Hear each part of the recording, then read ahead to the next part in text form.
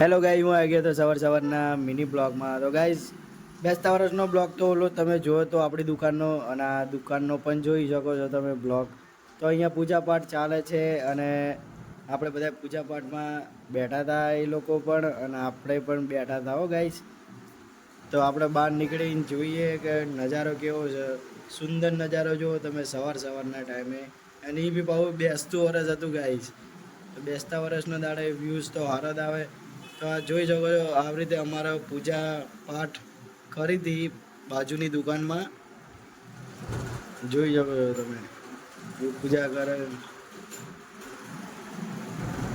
અને ઉપર બાપા સીતારામનો ફોટો અને એક્ઝેક્ટ એ નીચે.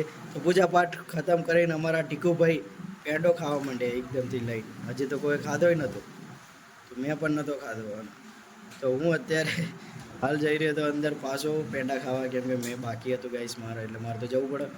તો ફરી એકવાર તમે જોઈ શકો છો, ફોટો ને એવું એ લોકો પાડતા હતા અને આપણે બહાર નીકળી ગયા હતા. પેંડો ખાઈ લીધો હતો